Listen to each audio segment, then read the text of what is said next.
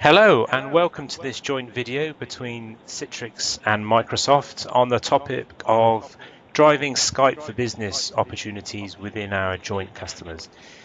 This video is designed to help you to understand the opportunity, what to listen for within the customers, and then how we can jointly, as two organizations with you, the partner, drive those projects within Azure.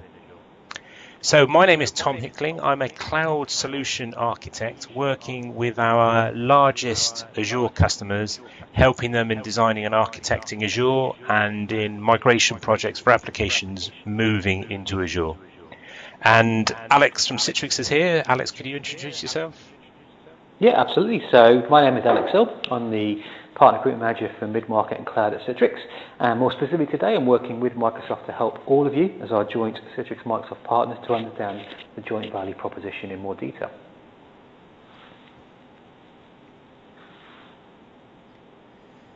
So, by way of an introduction then, as the slide says there, Skype for Business is indeed pervasive within our joint customers.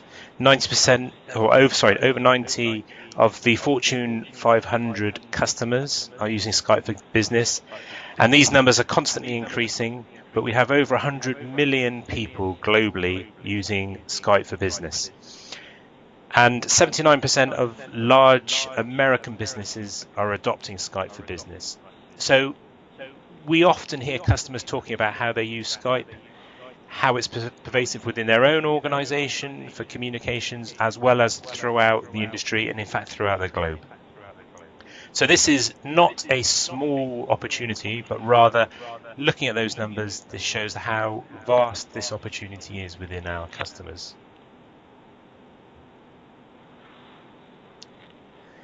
However, having said all of that, Skype for Business does have its own set of unique challenges. Typically, the application needs to be installed and supported locally, and installing the client does break that cloud service model, and it does tend to lead to some higher operating costs for the customer, particularly if it's not architected particularly well from the outset.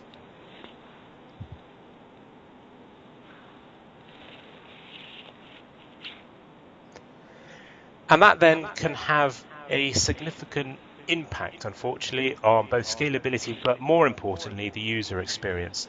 So some of the things that really need to be considered up front is the traffic that Skype for Business can generate and the potential for congestion on your network, and the impact on your data center. So if you're looking at the performance of the application and the scalability that might or might not exist in your data centers, that's something to seriously consider, as well as the impact of any degradation in the user experience and the negative perception that might imply across the product that would impact the user's experience. Great, thanks Tom. So we, working with Microsoft, have got a better approach to go and help you to deliver Skype for Business both to your existing Citrix customers, but also some of your existing Skype customers who haven't yet adopted Citrix. Now, we have something called the Citrix HCX Real-Time Optimization Pack for Skype for Business. Now, we're actually on version 2.7 of this solution at the moment. This comes as part of your Zen app and Zen desktop purchase as a customer. So you do need to go and get the Zen app and Zen desktop solutions, either the traditional perpetual solutions or the Zen app and Zen desktop Citrix Cloud Services. And what this is it's a joint engineering engagement between Citrix and Microsoft. So this is not just some information that Tom and I put together on some slides today. This is a joint, ongoing engineering relationship to enable you to help your customers to deliver Skype for Business through a virtualized environment in Azure, or indeed wherever else the customer to put those solutions. And it is the only one that's officially jointly engineered with Microsoft. It helps deliver Skype for Business onto any device running Windows, Mac or Linux OSs, and it lets us deliver the Skype for Business app as an on-demand application. So any customer who can get access to our receiver clients, which is the clients we use to connect back into ZenApp and Zen Desktop deployments, no matter where they are, can use that to then access Skype as a remote application, but still get all the benefits of voice and video conferencing and all the presence that they expect to get through Skype that helps them to do business day in, day out in their own businesses. Even though we're using this as a remote application delivered through ZenApp and Zen Desktop, we still support all the Skype certified phones that your customers may have, but we're delivering the app as an on-demand application, so we don't need to go and install the app on the device before the user uses it. They just need to have access to receiver, which is very simple to set up. They log in and Skype is delivered to them. And then by using that methodology, all the data, all the records, all the chat logs, all the call logs are now actually held in the data center. So for example, we'd recommend, obviously the customer looks at this solution from Azure, so using the Citrix Cloud Service in Azure, and then having those workloads run in Azure. Well, all that information about call logs, about chats that you may not want to go external to a company is no longer held on the endpoint device. It's held up wherever Skype for Business is running. In this case, it would be in Azure, delivered to you through ZenApp and Zen Desktop. So we can actually add a layer of security, which means that all that information that could be very, very sensitive corporately to your businesses or your customers' businesses is now held up in Azure. But we're still delivering back a full presence experience. So they're still getting access to voice, access to video, to multiple video feeds from different people engaging in the Skype call. They can still use it as a PBX, so they can still make calls using the local device, so we can still dial out to landlines, dial out to mobiles using Skype for Business in the same way that you'd use Skype for Business locally, but also it's being delivered as an on-demand application. So no managing the app on the endpoint device. All updates are done centrally in the data center, meaning Skype for Business, which again, as Tom's quite rightly pointed out at the beginning there, is a critical business application for lots and lots, if not the majority of our customers now. Means we can keep it up to date and up and running and deliver it as a service to where it's needed. Plus, this isn't just something we're launching, this is proven in the field with over 10,000 production users using Skype for Business with the Citrix optimization pack, so it's proven out there. So not only do you get all the benefits of management, not only do you get all the benefits of security and delivery for your customers for Skype for Business, you also get the ability for you to go and deploy this more effectively. And it's so good that Brad Anderson, who at this point was the Corporate Vice President for Enterprise Clients and Mobility in Microsoft, has now moved up. But at this point, this was his recommendation. This is the only way to deliver Skype for Business and hosted desktops together. And the only way to do it is to put Skype for Business on Citrix. So a recommendation straight from Microsoft, and jointly engaged at that.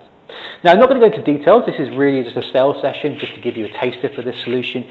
Obviously, for more information, for more stats and statistics, reach out to your Citrix or Microsoft contact.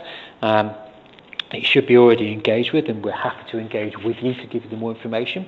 But to give you a basic idea, what we tend to do in a traditional virtualization solution is run everything from the back end. So we have Skype for Business running on ZenApp and Zen Desktop in the data center, and then the users have Citrix receiver sat on a local device, and they all the information, all the voice and video routes through the data center.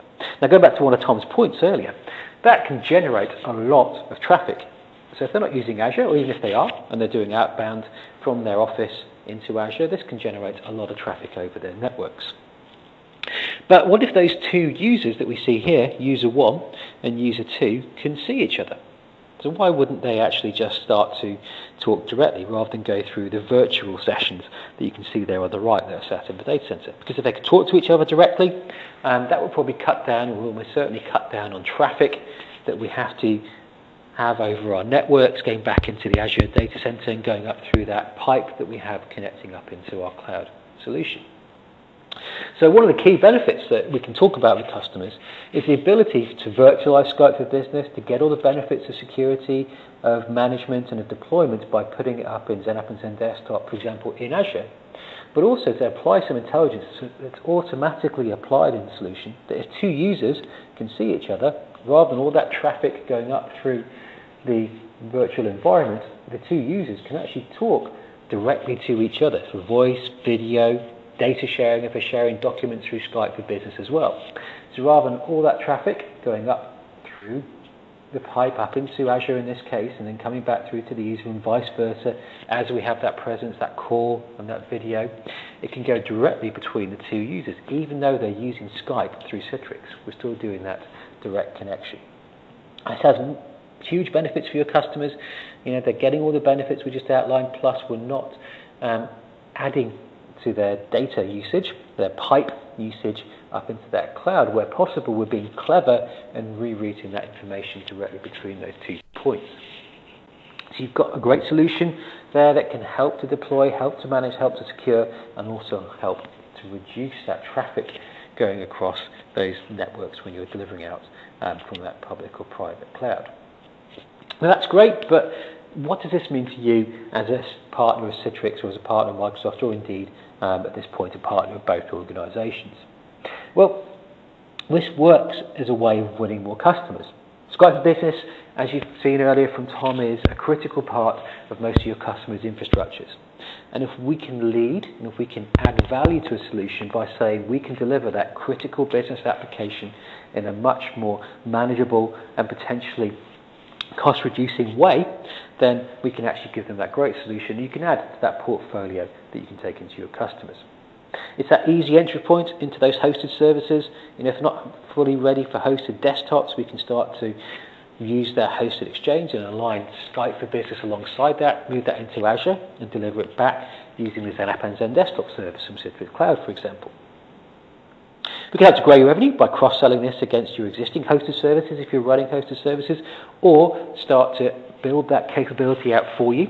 And again, by utilising Azure alongside this, you get the benefits of a joint solution within the Azure space and a joint solution within the Skype for Business space. Increase your revenue per user and stickiness with that fully featured desktop, so the user gets more of value out of that desktop by not only having the apps and the Windows 10 desktop, but being able to utilise Skype for Business from within that desktop from a single point of access.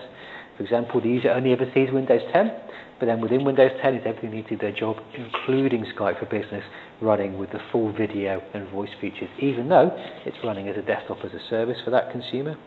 And again, lowering the operating costs, management, delivery, maintenance of Skype for Business, and increase that efficiency and scale of your data center, of your network connectivity that we already mentioned and Tom pointed out earlier, and that we can solve with Skype for Business as well.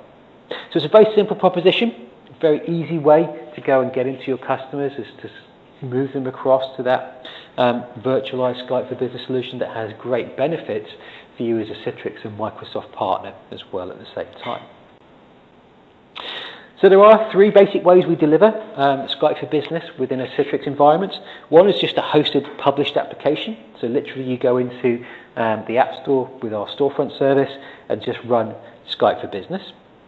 You can also run it, as I said earlier, within a hosted desktop. So delivering Windows 10 desktops as a service from Azure. You can also then include Skype for Business within those desktops. And provide a full DaaS service with Skype voice and video. Or, like most of our customers do, you can do both. You can have Skype for Business as an on-demand application, or you can have it as an application within the desktop when the user is using the desktop. And we can have both running at the same time for that user to give them the most flexibility to suit the kind of work style that they're currently in, whether they want the full desktop experience or they just want the Skype for Business app on its own. We can cater for both. And we cater for both with the same user as well in the way that our mechanisms work. So we can give the user what they need at that time. We can give the user the Skype for Business access that they need at that point in time in their working day as well. So again, you know, from our perspective, very simple solution, but a very compelling argument to take into your Skype for Business customers, and equally to take into your arsenal as part of the conversation about switching those users to an Azure solution with Citrix on top, deliver back the apps and desktops. As Tom said earlier, a key business application now for your customers, and the ability to deliver that as an on-demand application where you can centrally manage and maintain the application is a real winner for your customers in terms of making sure the app continues to work, is delivered efficiently and matches the user's work styles. Tom, are there any closing comments from you before I close out this session? Well, just to add then that if you have any questions, any requests for support, Citrix and Microsoft are closely aligned on this from the very top level all the way down to locally. So if you need any questions answered or need any support with customers, then feel free to reach out to either or both. Both organizations are willing to assist in driving these projects forward. So there will be resources and tools available for doing exactly that. So yes, any questions, just feel free to reach out. Great. Yeah, thrilled to reach out that. Very quick session today to give you that flavour of what a solution is, but as Tom Corrado says, there's lots of resources and we're keen to engage with you to drive this forward into your customers. So without further ado, thank you very much for today's session. Again, this is part of the series of sessions. You're hopefully attending all of those sessions. And please feel free to reach out to a Citrix or Microsoft contact if you need any more clarity or any more information on the Skype for Business and Citrix solution. Thank you again for your time and hope to meet you all soon. Thank you.